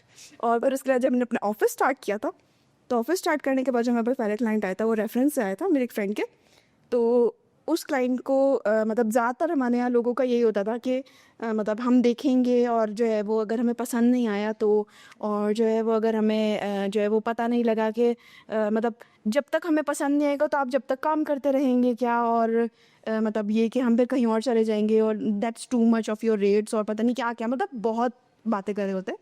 तो सबसे ज़्यादा सेंसिबल बात उस बंदे ने की थी जब वो आया, उसने जो है वो हम लोगों से हमें काम दिया। एंड देन मैंने बोला कि सर अगर पसंद नहीं आया आप डाउन पेमेंट करो, अगर पसंद नहीं आया तो फिर आप किसी और से बनवा दो, but down payment is for our safety ना, कि हम लोग आपके लिए काम कर रहे हैं तो हमारे पास कुछ होना चाहिए काम इनिशिएट करने के लिए। तो उसने बोला कि मैडम अगर मैं किसी और से ही बनवाऊँगा तो नक्शा ही बना के देगा ना वो भी, तो अगर मुझे उसका भी पसंद नहीं आएगा तो चेंजेस ही करवाने हैं मैंने, तो मैं वो आपसे करवा लूँगा। दो आई वाज लाइक यार मतलब कितना सेंसिबल बंदा है, इसको पता है ये सारी चीज़ें। वरना मोस्टली लोग ये होता है हमें पसंद नहीं आया भाई आप जो ग्रॉसरी शॉपिंग नहीं कर। आर्किटेक्चर है, आर्किटेक्चर का आपका कोई प्लान बन रहा है, अब डॉक्टर के पास जाके आप उसको ये नहीं बोल सकते दवाई मुझे पसंद नहीं है आप मुझे मत दो, ठीक है। तो आप आर्किटेक्ट को ही क्यों आके बोल रहे हो कि जी मुझे पसंद नहीं आएगा तो आप मुझे पसंद करवा के ही छोड़ो, ठीक है। भाई आपको फॉर एग्जांपल कि जो है ना मतलब आपको ऐसा लगता है आपके माइंड में कि मेरे जो है ना मैं कमरे से निकलूँ तो किचन हो, पर आर्किटेक्चर कहता है कि भाई ऐसा नहीं होता, उसका कनेक्शन होता है, लॉबी होती है, उसके बाद जो है वो किचन आएगा। अब लोगों का यही है कि जी मुझे पसंद आना चाहिए, भाई आपको पसंद आना चाहिए और टेक्निकलिटीज़ में फ़र्क होता है, ठीक है। तो आप उसके ऊपर जाओ बजाय इसके कि आप पसंद के ऊपर जाओ। हाँ पसंद आ जाएगा, बट ये कि पसंद जब आएगा जब हम कोई अच्छी चीज़ लेके आएंगे और आप उसके साथ अग्री करोगे, और आप नहीं करोगे तो हम कन्विंस करेंगे आपको कि ये चीज़ टेक्निकली ऐसे सही है। आप बोलते हो मॉडिफिकेशन हो सकती हैं, बट ऐसा नहीं है कि बिल्कुल ही पसंद कर के छोड़ना है आपको कि नहीं भाई हम काम करते रहेंगे। मतलब हर कोई आर्किटेक्ट बन रहा है अपनी तरह से, एआई का दौर है और ऑनलाइन सारे ये वो। तो आप लोग क्या लगता है कि आर्किटेक्चर का फ्यूचर क्या है, एआई को लेके 3D मॉडलिंग वगैरह सारा कुछ देखे कि सिक्योर है, एआई रिप्लेस तो नहीं करेगी वो बड़ा जिस तरह आज एक चल रहा है ना बड़ा फिनोमेना कि robots will take over your jobs, तो आप लोग की जॉब सिक्योर है? मुझे लगता है सिक्योर है unless and until you develop. आप जो है टेक्नोलॉजी के साथ साथ ह्यूमन एलिमेंट तो कॉपी नहीं कर सकते, वो क्रिएटिविटी तो कॉपी नहीं हो सकती। क्रिएटिविटी कॉपी नहीं हो सकती, पर मुझे अब एहसास हो गया कि अगर आर्किटेक्ट्स ने भी या हम लोग जो भी मतलब फील्ड्स वाले अगर उन्होंने एआई को या टेक्नोलॉजी को अडॉप्ट नहीं किया तो फिर उनका नुकसान होगा। मतलब अगर आप इतनी ज़िद में अड़ जाओ और कहो कि मैं इसका यूज नहीं करूँगा तो आप पीछे रह जाओगे। As soon as you accept it and develop it and adopt it into your business या into your life, it's very helpful. मतलब इनिशियली मैंने कुछ सॉफ्टवेयर्स और कुछ एआई की जो चीज़ें हैं वो अपने लाइफ में इनकॉर्पोरेट किए एंड आई फील वो इट्स वेरी बेनिफिशियल। और मैं अभी भी कहती हूँ कि जो क्रिएटिव माइंड है इंसानी माइंड को वो रिप्लेस नहीं कर सकता। सो आई यूजली रिकमेंड कि you should not be afraid of it, but you have to adopt with it. उसके साथ साथ चलो, उसको अपने साथ अडॉप्ट कर लो, देन देयर इज़ नो। आप लोग क्या लगता है कि पाकिस्तान मतलब हुआ इस तरह था एक दफ़ा कि हमारा फाइनल ईयर प्रोजेक्ट था, मेरे एक दोस्त हैं, वो हैं कंप्यूटर इंजीनियर। तो उन्होंने अपना जो FYP दिया वो था 3D मॉडलिंग के बारे में। उन्होंने कोई 3D प्रिंटर का भी किया, लेकिन वो कस्टम से स्टक हो गया कि जो भी सिक्योरिटी रीजंस हैं या जो भी कल्चरल रीज़न है, ऐसी कोयटा पाकिस्तान वही है। तो आप लोग क्या लगता है कि पाकिस्तान लेवल पे इस तरह का, मतलब अब देखें आप एज ए इंडिविजुअल कह रही हैं कि भाई मैंने AI को अडॉप्ट किया, लेकिन हमारे ऐसे भी हैं आर्किटेक्ट जो बहुत पुराने 20-15 साल पुराने, वो इस चीज़ को अडॉप्ट नहीं करें। तो उनके लिए आप लोग क्या मतलब सोचते हैं कि वो इस चीज़ को कैसे अपने काम में ला सकते हैं AI को? काम में तो बहुत तरीके से ला सकते हैं। मुझे लगता है it minimises your hard work वाला टाइम। तब आपका जो टाइम एक्स्ट्रा लगता था ये आपके टाइम को मिनिमाइज करेगा and you will have more time for your self as well. मतलब अभी जो मैं देखती हूँ जैसा हमारी रूटीन चलती है और हमारे लोगों की है और बड़े लोग जिनका आप वो कह रहे हैं, they use to do manual sketching and manual render and till now they do that manual चीज़ें, और that is the most creative thing to do. जो मैनुअल वो करते हैं अभी हम सब अप्रिशिएट करते हैं, पूरे पाकिस्तान में उसको बड़ा माना जाता है। पर ये है कि मुझे लगता है कि अब इस दौर में आप हेल्थ और उस पर कॉम्प्रोमाइज़ नहीं कर सकते। If you are developing adopting AI या कोई भी इस तरह के softwares, I guess you have time for your self as well. घूमना फिरना एंजॉय करना, you know, nature and everything. उससे पहले ये था कि आप यू आर स्टक विद, सारा दिन आप काम करते रहते थे, because there were no softwares और टूल्स टू हेल्प यू। तो मुझे लगता है कि उनको अडॉप्ट करना चाहिए और with time I guess they will adopt, क्योंकि आप देख रहे हैं सारा ट्रेंड उस तरफ जा रहा है। तो और उससे बहुत ज़्यादा फ़ायदे भी हो रहे हैं लॉन्ग टर्म में। आई डोंट नो कि वो कितना नुकसान भी कर सकता है कि लोग बिल्कुल ही माजूर होकर ना बैठ जाएं और ना कोई खुद से कोई काम ना कर पाए। बट ये कि अभी I see it very positively. I think so it's nice, they should also adopt. आप क्या कहती हैं? मैं ये बोलूँगी कि AI जो है ना वो कलेक्टिव इंटेलिजेंस है, और वो जो ब्रेन है ना उसकी जो कैपेसिटी क्रिएटिविटी की, उसको तो वो रिप्लेस नहीं कर सकता। ठीक है, हाँ ये है कि अब तक जिसने जो सोच लिया है तो AI जो है वो उससे कुछ ना कुछ क्रिएट कर सकता है, लाइक मिक्स एंड मैच कर सकता है। ठीक है, और सेकंड ये कि जो है वो असिस्टेंट है आपका। ठीक है, तो जो मैनेज कर रहे हो वो आप कर रहे हो, वो आपके साथ हेल्प कर रहे हैं, तो आप उसको अपनी हेल्प के लिए यूज़ कर सकते हो। और दूसरा ये कि जो लोग देखें, आप जो लोग सीखते नहीं है ना वो ऑब्सोलीट हो जाता है। ठीक है, तो ये है कि अगर आप नहीं सीखोगे तो आप का जो फ्यूचर है वो ख़राब है। नोकिया नहीं बनना है। हाँ जी, नोकिया नहीं बनना है। ठीक है, तो ये कि आप टाइम के साथ साथ आप सीखो। और सबसे मज़े की बात जो मुझे लगती है ना बिज़नेस के बारे में, वो डेलीगेशन है कि आप किसी एक स्किल में अच्छे हो जाओ। ठीक है, और आप जो हो वो अच्छा टैलेंट हायर कर लो। ठीक है, लेकिन अच्छे होने के लिए आप क्योंकि सब कुछ करके ही कोई एक चीज़, एक नीश पकड़ते हो और आप अच्छे होते हो उसके अंदर। ठीक है, पर ये है कि आपने पीछे से काम किया होगा तो आपको ये पता होगा कि यार इस नीश के अंदर ये वाला बंदा बेटर हो सकता है क्योंकि मैंने उसका काम देखा हुआ है और मुझे पता है। तो ये कि भाई लोगों को करना चाहिए, AI के ऊपर ट्रेन भी करना चाहिए, काम भी करना चाहिए। आपसे नहीं हो रहा तो आप घुसो मत उसके अंदर, आप जो है वो कोई ऐसा टैलेंट हायर कर लो जो इस AI के ऊपर काम कर ले। आपका काम डिवाइड हो सकता है, आप अच्छा प्रोडक्ट दे सकते हो आगे से। ये है कि आप हेल्प ले लो पर डिपेंड नहीं करो बिल्कुल है, क्योंकि हमारे यहाँ पे लोगों ने ये चीज़ का रूटीन बना लिया है कि खुद नहीं सोचना है, सब कुछ उसी को पकड़ा दिया है कि खुद ही करो। असाइनमेंट्स भी बनानी है। एग्जैक्टली। क्लाइंट्स ही ऐसा करना शुरू हो गए हैं कुछ। यूजुअली क्लाइंट्स वो they bring you samples of ये कि AI ने बनाया ये, और वी यूज्ड टू से कि भाई दिस इज नॉट फिजिबल, थोड़ा सा दिमाग भी इस्तेमाल करो। अब हम हैं और ये डिज़ाइन है, अब हम तुम्हें बताएंगे व्हाट इज़ फिजिबल और व्हाट उस डिज़ाइन में क्या होता था, मतलब दिस इज योर। हमारे कोयटा के लिहाज से वो फिजिबल होता था। यूजुअली अनरियलिस्टिक ख्वाहिशात होती है, अनरियलिस्टिक, क्योंकि AI को तो आप कमांड दोगे ना, आप उसको बोलोगे कि जी मुझे लेट्स से कैंटिलीवर चाहिए, मुझे ऐसा एनवायरनमेंट चाहिए, मुझे ऐसा लाउंज चाहिए, लग्जरी चाहिए। हाँ बिल्कुल, तो वो ऐसी चीज़ बना देगा। वो चीज़ को प्रैक्टिकलिटी के अंदर लेके आना वो बहुत इम्पॉसिबल सा हो जाता है, क्योंकि AI जो है वो तो भाई पूरी दुनिया है उसके सामने एज एन एग्जाम्पल। तो वो ये नहीं देखेगा कि आप पाकिस्तान में किसी गाँव में बना रहे हो उस चीज़ को, वो तो आपको भाई लॉस वेगस से निकाल के दे देगा। उसका क्या है, बनाओ। डेमोग्राफी, जियोग्राफी, वो चीज़ें जो है वो फिर आ जाती है। एटमॉस्फेयर, क्लाइमेट, उन चीज़ों में वो मार खा जाते हैं अभी भी सॉफ्टवेयर। सो आई थिंक सो के अभी जैसा है। मेरे भाई की एग्जाम्पल मैं एक दे रही हूँ। हम लोग गए थे, एक UN वालों के साथ मीटिंग थी, तो उन्होंने कोई बुकलेट डिज़ाइन करवाना था कैंपेन के लिए ना। तो उन्होंने मेरे भाई को क्यों बुलाया, कहते हैं कि सर हम लोग ना एक कैंपेन बनाने, तो हमें एक स्टोरी चाहिए। स्टोरी में हमने एआई सॉफ्टवेयर को, पेड सॉफ्टवेयर था, हमने उसको कमांड दी कि ये बच्ची है, ये कैरेक्टर है और ये ऐसे काम कर रहा है, ठीक है। तो उसने बहुत अच्छा बनाया, वी लाइक इट। उसने 3-4 ऑप्शन दिए, उसमें से हमने एक पिक कर लिया ना। हमने अब उस स्टोरी को हमने प्रोसीड करना था एंड अब हमने उसको कमांड दी कि भाई अब ये कैरेक्टर ये कर रहा है और वो कुछ और रिजल्ट्स दे रहा है। देन वो कहता है हमने 6 से 7 दफ़ा ट्राई किया, वो सिचुएशन वही पोर्ट्रे कर रहा है बट वो कैरेक्टर सेम नहीं आ रहा, ठीक है। तो कहता है कि we are having a problem, तो आप इसको चला सकते हो। तो उसने बोला कि वो ऐसे नहीं देगा, ये पूरा आर्टिस्टिक वर्क है, स्टोरी डेवलप होती है, कैरेक्टर डेवलप होते हैं और आप उसको पूरा पूरा बनाओगे, वो कोई बंदा ही करके दे सकता है आपको, आप कितनी कमांड दे दो। फिर एआई इस्तेमाल करना भी एक स्किल है प्रॉपर, उसको प्रॉपर प्रॉम्प्ट देना, उसको ट्रेन करना, वो भी एक स्किल है। अभी आपने क्लाइमेट का एक वर्ड यूज़ किया,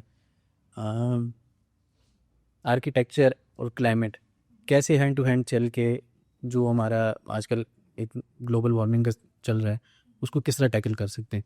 सस्टेनेबल डिज़ाइन हो गए या किस तरह, इस पे बताएं। कहते हैं कि इसको हम इनिशियल से उठाएं अपने क्लाइंट को। अगर हम ड्यूरेबल मटेरियल्स या ड्यूरेबल आर्किटेक्चर या ड्यूरेबल जो है सस्टेनेबल चीज़ का हम बताएंगे, हम उसको इन्फॉर्म करेंगे और वो कुछ डिज़ाइन उसके मुताबिक जाना शुरू होगा, तो फिर कुछ वो आ सकता है। क्योंकि अभी भी लोग आर नॉट एक्सेप्टिंग सस्टेनेबल वाली चीज़ें, बिकॉज इट्स के वो अभी नया नया चीज़ें देखते हैं ना बाकी शहरों में, और वो पुराने वालों को कहते हैं कि नहीं यार ये नहीं है। जबकि मेरे मुताबिक the most sustainable architecture was the vernacular architecture, जिसमें हमारे पुराने मटेरियल्स और सारी चीज़ें, इट्स जस्ट रिवीजन, वो आपको याद करा रहा है सस्टेनेबल कि भाई उस ज़माने में कैसे होता था। हाँ अभी इस ज़माने के मसले और है, तो वो आप सारी चीज़ें वो नहीं ला सकते, बट इन्वॉल्व मिक्स करो new technology with the old or ways of guess vernacular या ओल्ड वेज, इसको कंबाइन करो and you can seriously help the environment और अपनी सिटी को और अपने मतलब ग्लोबल वार्मिंग में आप अपना परसेंटेज दे सकते हो। और इसमें जब सस्टेनेबल का एक फैक्टर लो कॉस्ट उसका आता है। मेरी स्ट्रेटजी जो है, मैं ये नहीं कहती कि भाई हर जगह पे आपके वो हो दरख्त, तो ठीक है आपके अपने water levels and everything depends ना। मैं ये कहना चाह रही हूँ कि ऐसा ना हो कि आप कहो कि ये सबसे ज़्यादा सस्टेनेबल बिल्डिंग है, क्यों? क्योंकि इसका जो फ्रंट है वो इस तरह है और इसमें इस तरह का मटेरियल लगा हुआ है। मेरे मुताबिक लो कॉस्ट ये है कि if a person comes to you and he says के ये मेरी जगह पूंजी है, इस पर डिज़ाइन करो। और मैं वो खुद जो है इंसान जो है वो 10 साल का 15 साल का सोचता है। जब वो हमारे पास आ गया, पहला स्टेप तो उसने यही अच्छा किया अपने लिए और सिटी के लिए, क्यों आ गया हमारे पास पहला स्टेप। क्योंकि वो सोच रहा था 10 साल का, हम सोचेंगे उसके लिए 50 या 100 साल का, क्योंकि वी आर बिल्ट इन अ वे, हमें ये सिखाया गया इंस्टीट्यूट में। हम उनका 10-50 साल या 100 साल का सोचेंगे, तो जब उन्होंने 50 साल और 100 साल का सोचा है तो हम उसके लिए सस्टेनेबल चीज़ें खुद बनाना शुरू कर देंगे। हमें पता है कि उसके लाइट कहाँ से ज़्यादा आ रही है, हम उधर विंडोज़ कैसे प्लेस करेंगे, उसकी वेंटिलेशन कैसे हो रही है, पैसिव हीटिंग, वेंटिलेशन, उसके रोड की मतलब आपका रोड एक्सटेंड होगा या रोड ऊपर जाएगा या फ्लड आएगा तो आपने प्लिंथ लेवल कितना ऊपर रखना है और आपकी बिल्डिंग कैसी होनी चाहिए। ये सारी चीज़ें जो है ना वो हम उसको बचा लेते हैं, तो वो उसका कंट्रीब्यूट होता है। जहाँ पे हमारा कंट्रीब्यूशन आता है तो हम कोशिश करते हैं कि हम हीट, वेंटिलेशन, एयर कंडीशनिंग और ये सारी चीज़ों को, सेवरेज इवन आ गया, इलेक्ट्रिकल आ गया, ये सारी चीज़ें जो है हम इम्प्रूव करते हैं। मुझे लगता है हम वी आर पहले से ही कंट्रीब्यूटिंग इन दिस। अगर बिगर पिक्चर पे देखें तो बिगर पिक्चर पे जो है आप पूछे थे हम कैसे कंट्रीब्यूट करें। मैं कुछ ऑर्गेनाइजेशंस के साथ काम करती हूँ, तो मैं they are very good organisations, तो मुझे लगता है कि दे आर वेरी हेल्पफुल। उनको हम कुछ प्रपोजल्स प्रोवाइड करते हैं तो वो उन पे हमें फंडिंग करते हैं टू डू गुड थिंग्स। तो उसमें आर्किटेक्चर की भी चीज़ें आ जाती हैं। यूजुअली कॉम्पिटिशन्स होते हैं या बाहर के मुल्क में कोई कंपटीशन हो रहा होता है जो कि लाइक फॉर एग्जांपल एक ऑर्फनेज के लिए दे वांट आवर डिज़ाइंस, तो वो आपको कहते हैं कि आप अप्लाई करो एंड यू डू दिस। तो उस तरह हमारे ये मुल्क की भी इकोनॉमी में मदद होती है और हम उनसे सीख भी सकते हैं कि भाई ये क्या कर रहे हैं सस्टेनेबल उस पर। तो आई गेस दे उसका आपका गवर्नमेंट के साथ काफ़ी मतलब वो है बैकग्राउंड में। गवर्नमेंट पाकिस्तान गवर्नमेंट है और हिंदुस्तान गवर्नमेंट है, वो इस चीज़ को किस तरह टैकल कर सकती है कि हमारी जो अर्बनाइजेशन हो रही है, आबादी आपके सामने ही, पहले छोटा सा कोटा था, बहुत ज़्यादा पैक है, बाहर तो कौन ही हो, वो इस चीज़ को कैसे टैकल कर सकते हैं कि वो सस्टेनेबल भी हो, आगे 4 साल चले, 100 साल चले, तो उसमें क्या सर सारा तो अभी जो बतूल ने बताया, ऐसी ही चीज़ें अगर आप गवर्नमेंट के अंदर इम्प्लीमेंट कर दें तो उससे बहुत ज़्यादा फ़ायदा हो सकता है। और मैं सिर्फ एक चीज़ ऐड करना चाहूँगी कि रिमूव ग्रीड, क्योंकि हम लोग ज़्यादातर ना ग्रीड के ऊपर ऑपरेट करते हैं कि इतना एरिया क्यों है, इसको बढ़ा लो, अपना जो है वो प्लॉट का साइज़ आगे कर लो, रोड को छोटा कर दो, या फिर जो है मतलब ये कि अपनी प्रॉपर्टी को आप एक्सपेंड कर रहे हो और आप इन्वायरमेंट का या सिटी के बारे में नहीं सोच रहे हो। तो इवन जो है वो लाइक गवर्नमेंट लेवल के ऊपर भी जब कोई काम हो रहा होता है, कोई रोड्स वो लोग असाइन करते हैं, तो जो आवाम है वो यही करती है कि भाई अगर हाँ नहीं, गवर्नमेंट के अंदर ही नहीं, सिर्फ आप जो हो वो आम आवाम के अंदर से भी एक ग्रीड निकाल दोगे ना, क्योंकि गवर्नमेंट जो ऑफिसर्स हैं वो भी तो आवाम ही है ना, यही तो सर्व कर रहे हैं यहाँ पे। तो उनके अंदर से भी अगर आप ग्रीड को रिमूव कर दो तो ये वो थोड़ा सा सोच लें लोगों के बारे में, और कोऑर्डिनेशन आ जाएगा डिपार्टमेंट्स के अंदर, क्योंकि ये आपस में ही बात नहीं करते हैं कि अगर कोई सड़क बनाने जा रहा है तो अगला बंदा जो है वो उसको बताएगा ही नहीं कि भाई मैंने वहाँ पे तारें नहीं डाली है, ना वो पूछेगा ना वो बताएगा, और वो जाके सड़क बना देगा। फिर उसको याद आएगा ओहो सड़क पर तारे डालने का टाइम आ गया, तो फिर वो खोल के तारे डालेगा। तो आप आवाम को इस चीज़ से एजुकेट कैसे करेंगे भाई, आज अगर चीज़ हो रही है तो उसके साथ साथ आप चलो। सर आवाम को एजुकेट करने से ज़्यादा उनको हौसला दो कि भाई खुद काम, कोई काम ना आप अपने आप से भी कर, आप गवर्नमेंट के आश्रम कर तो रहना तारे खुद डाल से। हाँ नहीं डालते, वो गवर्नमेंट ही डालती है। मैं ये बोल रही हूँ कि आवाम को ना खुद से भी कुछ ना कुछ करना आना चाहिए। हम लोग जो है ना एज अ नेशन बहुत सुस्त है, हम लोग अपनी रिस्पॉन्सिबिलिटी नहीं लेते किसी भी चीज़ के मामले में। हम बोलते हैं कि जी उसका काम है वो करे, भाई आप खुद कर लो ना, आप खुद एक बार हिम्मत तो करो। अभी जो है वो मेरा रिसेंट भी जो है वो उसमें अटैच किया है मुझे कच्ची आबादी डायरेक्टरेट में ना, तो वहाँ में हम लोग एग्जाम्पल डिस्कस कर रहे थे। औरंगी पायलट प्रोजेक्ट था, वो एक आर्किटेक्ट ने इनिशिएट किया था, एंड उन्होंने वो लोगों की मदद के साथ उसको, जो स्लम एक प्रोजेक्ट था मतलब जो आबादी थी उसको उन्होंने एलिवेट किया था, अपलिफ्ट किया था, ठीक है, और वो उन्होंने खुद किया है। तो ऐसे एग्जाम्पल्स हम लोग क्यों नहीं दे सकते, हम लोग को करना चाहिए ना। बहुत सारी NGOs हैं जो कि खुद से करते हैं, वो गवर्नमेंट से बेटर होती हैं। कैसे होती है, खुद करें ना, वो जो लोग करने वाले होते हैं वो कर लेते हैं, उनका ज़रूरत नहीं होती कि जी आप करो। अभी बहुत सारे लोग इस बारे में बोलेंगे कि जी नहीं फिर हम लोग, तुम लोग जो है वो हमारे टैक्स से तनख्वाह ले रहे हो, तुम लोगों के साथ ये मसला है, तुम लोग काम नहीं करते, तुम निकम्मे हो। हाँ हम निकम्मे हैं, बट हम ये भी तो देख रहे हैं ना भाई, हमारे निकम्मेपन से तुमको फ़र्क भी तो नहीं पड़ रहा। तो ठीक है ना, हम निकम्मे हैं तो तुम लोग क्या करो, हमारा निकम्मापन देख के तुम लोग कह रहे हो भाई हम भी जो है वो कमीशन पास करेंगे, हम भी निकम्मे बनेंगे। ठीक है, तो ऐसे नहीं करो, अपना भी खुद कुछ करो।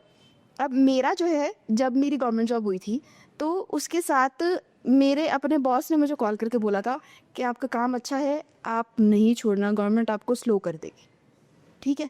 तो मैंने कहा ठीक है। उसके बाद मेरे भाई ने, मेरी बहन ने मुझे बोला कि भाई अपना काम करना है वरना आप स्लो हो जाओगे, और उसका रिज़ल्ट ये हुआ कि मतलब गवर्नमेंट वाले जो है ना आपको उठाते हैं, लाइक आपकी प्राइम एज पे आपको उठाएंगे 25 या 23 पे, एंड देन वो आपको 60-65 पे छोड़ देंगे। उस टाइम पे आप कुछ करने के लायक नहीं होते, ठीक है। तो अगर आप साथ साथ अपना प्राइवेट काम कर रहे हो, मैं इनकरेज भी करूँगी इस बात के ऊपर कि भाई आप करो कुछ ना कुछ, अपना पैशन प्रोजेक्ट रखो, ठीक है। अब ज़्यादातर लोग गवर्नमेंट जॉब ऑप्ट करने का उसका रीज़न ये होता है कि भाई आपको एक स्टडी इनकम आ रही हो ना, तेरी इनकम आ जाएगी और एंड में पेंशन मिल जाएगी। एग्जैक्टली। तो लेकिन जब एक इनकम आपने सोर्स अपने पास लगाई है ना, तो आप अपना अलग से काम भी करो, अपने आप को जो है वो मूवमेंट में रखो। उससे क्या होता है, खेला ऐसी आप लोगों की क्रिएट कर ली है, मजीद मदी काम करना बाकी है खवातीन के लिए। मुझे लगता है थोड़ी बहुत क्रिएट की है, और उसका इम्पैक्ट जो है मैं मतलब देखती हूँ। एक मुझे एक बंदे की बात याद है, उसने कहा कि मैं चाहता हूँ कि मेरी बेटी बड़े होके आप लोगों की तरह बने। तो वो वाली बात मेरे दिमाग में हमेशा घूमती है ना, व्हेन एवर आई थिंक कि यार मैंने क्या किया है, तो फिर मेरे दिमाग में वो बात आती है, तो फिर मुझे और मोटिवेशन आता है। तो छोटी मोटी मतलब चीज़ें हैं, इम्प्रेशन है, पर मुझे लगता है कि एक बड़ा इम्प्रेशन भी वो करना है। बलूचिस्तान की और कोयटा की जो वुमेन है वो बड़े प्लेटफॉर्म्स को प्रेजेंट करे, तो वो एक डेवलप होगा। तो अच्छा हमारा एक रूल है या क्या बोलते हैं उसको, रूल ही उर्दू नहीं आ रही से मुझे, कि हम अपने गेस्ट से पूछते हैं कभी अगले गेस्ट के लिए क्या क्वेश्चन है। तो ज़िया रहमान साहब से मैंने पूछा था तकरीबन को 10 महीने पहले, उसके बाद टाइम नहीं मिला हमें। तो उन्होंने आपकी एक सवाल किया है कि आप लोगों को किस तरह लगता है कि जब आप किसी शख्स की मदद करते हैं, फॉर एग्जांपल आपके कॉन्टेक्स्ट में वो अगर ज़्यादा एक्सपेंसिव जा रहा है, तो आप जब उसको वापस लेके आते हैं कि भाई ये सस्टेनेबल, ये कम पैसों में यूज़ करते, क्या आप लोग महसूस करते हैं उस आगे? या ना ऐड समथिंग, मैं आर्किटेक्चर से थोड़ा सा हट के बताऊंगी जनरली। मुझे लगता है कि आर्किटेक्ट जो है वो मतलब जो हम लोग हैं वो we are not committed to do सिर्फ डिज़ाइनिंग वाला स्टाफ। तो social change and architecture goes side by side because you are helping, of course you are taking money but you are helping लोग, और एक you are making an impact ना। आप चाहे urban planning करो, cities design करो, या किसी का घर डिज़ाइन करो, या छोटा सा कोई मोनूमेंट डिज़ाइन करो, you are making an impact. तो we are the social change makers, I believe it. तो जब सोशल चेंज मेकर की बात आती है तो अभी आप में बात है ना कि मेरी बेटी बन लोगे आर्किटेक्ट बने आमिता है, तो मेरा से इससे बड़ी अचीवमेंट तो शायद ये होगा आपके लिए, ये होगा आपकी। बिल्कुल। और बिजनेस का मैं आपको बताऊंगी, अभी जब मैं लोगों को अपना इंट्रोडक्शन कराती हूँ ना, आई फील वेरी प्लीज, तो लोग हैरान होते हैं और अप्रिशिएट भी करते हैं। और चाहे वो फीमेल हो चाहे मेल हो या एनीवन इन द कंट्री, वो बहुत अप्रिशिएट करते हैं। और फिर जब बलूचिस्तान का नाम आता है, कोयटा का नाम आता है, तो वो वाली चीज़ ना और मोटिवेट करते हैं। तो मैं उनको क्या कहना चाहूँगी, मैं कहूँगी लड़कियों, निकलो और करो अपने businesses, you can do this and there is a बहुत अपॉर्चुनिटीज़ है, बहुत बड़ी दुनिया है, आप बहुत कुछ सीख सकते हो and you will have fun. आगे ही इच्छा। क्वेश्चन का आंसर करूँगी कि जैसे सामने नज़र आ रहा होता है कि भाई आर्किटेक्ट पैसे भी ले रहा है आपसे, आपको घर भी डिज़ाइन करके दे रहा है, आपका घर में भी खर्चा हो रहा है, तो सामने जो दिख रहा होता है वो ये दिख रहा होता है कि बहुत खर्चा हो रहा है। बट अगर आप लॉन्गर रन के अंदर देखो तो ये सब में ज़्यादा बेटर इन्वेस्टमेंट होती है कि आपका एक अच्छा प्लान घर जो है ना वो आपको एज अ फैमिली या एज अ पर्सन भी जो है वो मतलब प्लीज रखता है। और अगर कल को आप अपना अच्छा बनाया हुआ अगर बेचने भी जाते हो ना, तो वो जो इन्वेस्टमेंट है ना जो आपने एक लेट से 10 लाख आपने किया होता है उस घर को फीस वगैरह में, या फिर अगर 1 करोड़ आपने उसमें किया है, तो वो सब बराबर हो जाता है। अभी मैंने कहा कि जी आज आपका अगला क्वेश्चन था, नेक्स्ट केस के लिए आप लोगों का क्या क्वेश्चन है? हम्म ये सोचना पड़ेगा। या सोचने का अ, एचजीपीटी करे कुछ सवाल।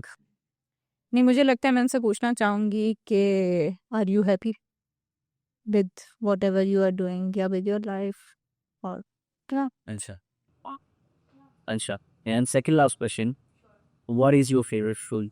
Mango, mango fruit, yes.